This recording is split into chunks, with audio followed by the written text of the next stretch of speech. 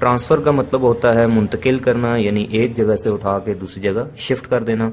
और फॉर्म का मतलब होता है हालत, यानी कि एक ऐसी इलेक्ट्रिकल डिवाइस जो कि बिजली को या इलेक्ट्रिक पावर को एक सर्किट से दूसरे सर्किट में, यानी कि प्राइमरी सर्किट से सेकेंडरी सर्किट में ट्रांसफ़र करती है, मुंतकिल करती है, उसको आप ट्रांसफार्मर कहते हैं। ट्रांसफार्मर की ख़ास बात ये होती है कि ये फ्रीक्वेंसी को तब्दील नहीं करता। जो प्राइमरी सर्किट पे इनपुट पे जो फ्रीक्वेंसी आ रही होती है वही आउटपुट के ऊपर भी होती है। अब अगर इसके वर्किंग प्रिंसिपल यानी काम करने के असूल के ऊपर जाएं तो इसका जो वर्किंग प्रिंसिपल होता है वो होता है म्यूचुअल इंडक्शन। दोस्तों, इंडक्शन कहते हैं इलेक्ट्रोमैग्नेटिक इंडक्शन को, कि जब आप किसी भी कॉइल को सप्लाई देते हैं तो उस कॉइल के अंदर फ्लक्स पैदा होना शुरू हो जाता है और उसके पोल्स बन जाते हैं नॉर्थ और साउथ, और नॉर्थ पोल से वेव्स निकलकर, इलेक्ट्रिक लाइंस ऑफ फोर्स निकलकर साउथ पोल की तरफ जाती हैं। और जब इसमें से ये फ्लक्स निकल के वापस इधर आता है, लिंक करता है, तो इसमें इलेक्ट्रोमोटिव फोर्स जो है वो पैदा हो जाती है, जिसको हम ईएमएफ कहते हैं। ये जो इसका प्रोसेस है इसको हम सेल्फ इंडक्शन कहते हैं। और अगर आप इसके पास एक और कॉइल रख दें तो ये जो फ्लक्स इससे निकल रहा है वो इस कॉइल में भी लिंक करेगा, तो इसको हम कहते हैं म्यूचुअल इंडक्शन। जब एक कॉइल की वजह से, उसके फ्लक्स की वजह से उसके पास पड़ी हुई दूसरी कॉइल के अंदर जो है वो ईएमएफ जनरेट हो जाए, तो इस प्रोसेस को कहते हैं म्यूचुअल इंडक्शन। तो ट्रांसफार्मर के अंदर बेसिकली क्या होता है कि हम ट्रांसफार्मर की एक कॉइल को, प्राइमरी कॉइल को इनपुट देते हैं और इसका जो फ्लक्स है वो दूसरी कॉइल के साथ लिंक करता है, तो इसमें ईएमएफ जनरेट होती है जो कि हम यहाँ से आउटपुट पे ले लेते हैं। तो बेसिकली ट्रांसफार्मर के अंदर दोनों सर्किट्स का, प्राइमरी और सेकेंडरी का, आपस में कोई फिजिकल इलेक्ट्रिकल कनेक्शन नहीं होता बल्कि मैग्नेटिक कनेक्शन होता है। अब बात कर लेते हैं दोस्तों इसकी कंस्ट्रक्शन की। तो इसकी कंस्ट्रक्शन में मेन जो चीज़ें होती हैं वो दो होती हैं। नंबर एक, इसकी वाइंडिंग्स, जो कि दो वाइंडिंग्स होती हैं, प्राइमरी वाइंडिंग और सेकेंडरी वाइंडिंग। और दूसरी जो चीज़ है वो होती है इसकी कोर। और ये जो कोर है ये बनी होती है सिलिकॉन स्टील से। सिलिकॉन स्टील की लैमिनेशंस होती हैं, यानी पतरियाँ होती हैं, और ये जो कॉइल्स होती हैं ये बनी होती हैं कॉपर से। आप इसके सिंबल को गौर से देखें तो यहाँ पे आपको नज़र आ रहा होगा कि यहाँ पे दो कॉइल्स शो की गई हैं, एक प्राइमरी वाइंडिंग या प्राइमरी कॉइल और दूसरी सेकेंडरी वाइंडिंग। प्राइमरी वाइंडिंग दोस्तों वो वाइंडिंग होती है या वो कॉइल होती है जिसको हम इनपुट देते हैं, और सेकेंडरी वो होती है जो सेकंड नंबर पे होती है जिसे हम आउटपुट लेते हैं।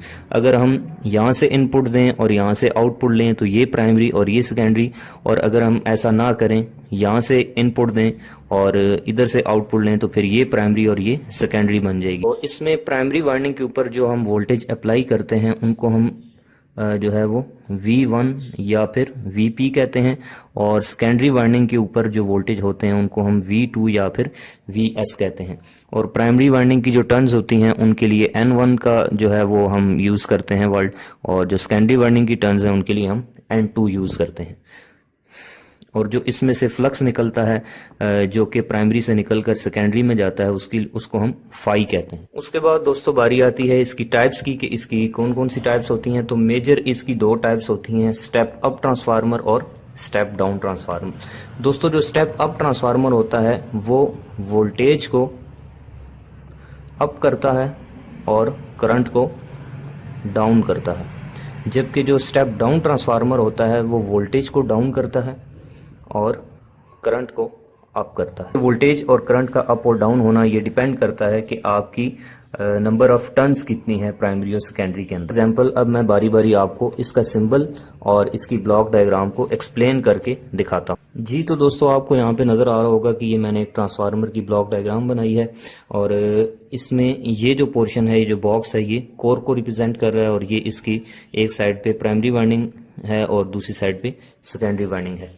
तो सबसे पहले दोस्तों ये होता है कि जैसे ही हम इसकी प्राइमरी वाइंडिंग पे इनपुट VP या V1 अप्लाई करते हैं, तो दोस्तों एक चीज़ याद रखिएगा कि ये जो प्रोसेस होता है वोल्टेज और करंट का, वो ये होता है कि सबसे पहले वोल्टेज, उसके बाद करंट और उसके बाद फ्लक्स।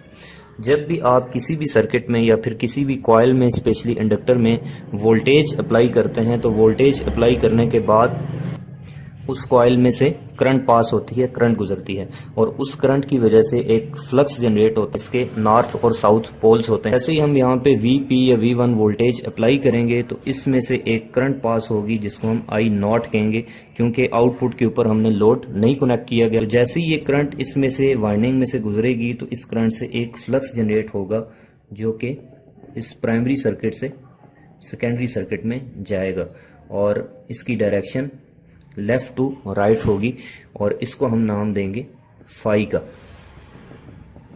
अब दोस्तों यहाँ पे एक और चीज़ मैं आपको बताता चलूँ कि ये जो कोर हमने बीच में यूज़ की है सिलिकॉन स्टील के मटेरियल की, इसके यहाँ पे दो फंक्शन हैं, दो काम हैं। नंबर एक कि ये इस फ्लक्स को ईजीएस्ट वे देती है, यानी कि इस फ्लक्स को गुजरने का रास्ता फराहम करती है, और नंबर दो कि इस वाइंडिंग को सहारा फराहम करती है, क्योंकि हम ये वाइंडिंग जो है वो हवा में नहीं कर सकते, इसलिए जो है कोर के ऊपर हम इसको लिपटा देते हैं। ये फ्लक्स प्राइमरी वाइंडिंग से निकलकर सेकेंडरी वाइंडिंग में जाके लिंक करता है, तो इसके अंदर इलेक्ट्रोमैग्नेटिक इंडक्शन के प्रोसेस के तहत ईएमएफ जनरेट हो जाती है जिसको हम नाम देते हैं E2 का, और जिसके अंदर से अगर आप वोल्टेज ड्रॉप माइनस कर दें तो आपको जो सेकेंडरी के ऊपर वोल्टेज मिलेंगे वो मिलेंगे V2 या फिर Vs। जब हम इस सेकेंडरी वाइंडिंग के ऊपर कोई भी लोड कनेक्ट करेंगे, कोई भी लोड किसी भी किस्म का, तो उस लोड की वजह से इस सेकेंडरी वाइंडिंग के अंदर से एक करंट पास होगी जिसको हम I2 का नाम देंगे। उसके बाद दोस्तों बात कर लेते हैं इसकी टाइप्स की। तो उसमें सबसे पहला होता है स्टेप अप ट्रांसफार्मर, जो कि मैं यहाँ पे ड्रॉ करता हूँ।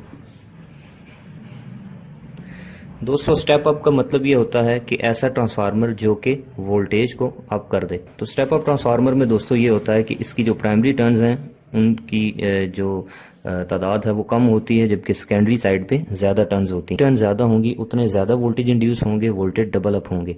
लेकिन टर्न्स ज़्यादा होने से एक और नुकसान होगा कि वायर की लेंथ बढ़ जाएगी। Length is directly proportional to resistance and resistance is inversely proportional to current.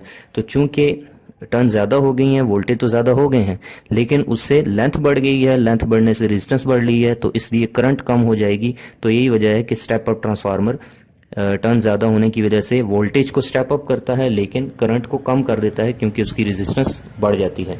लेकिन अगर बात कर ली जाए स्टेप डाउन ट्रांसफार्मर की, तो इसके अंदर दोस्तों प्राइमरी साइड पे टर्न ज़्यादा होती हैं लेकिन सेकेंडरी साइड पे टर्न्स कम होती हैं।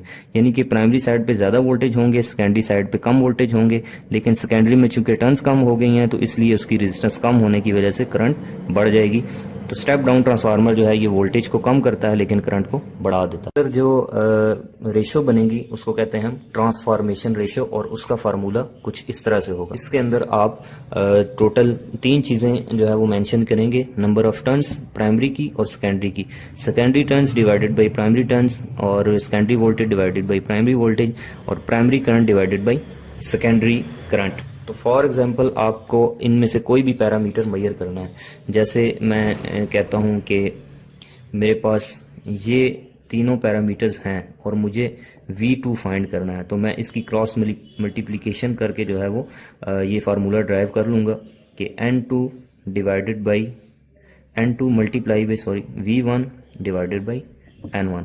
तो ये फार्मूला जो है मुझे बता देगा कि V2 कितने हैं। तो इस तरीके से आप इन चारों पैरामीटर्स को जो है वो इस फार्मूले के थ्रू मेजर कर सकते हैं, और ये जो प्रोसेस है इसको हम कहते हैं ट्रांसफॉर्मेशन रेशियो।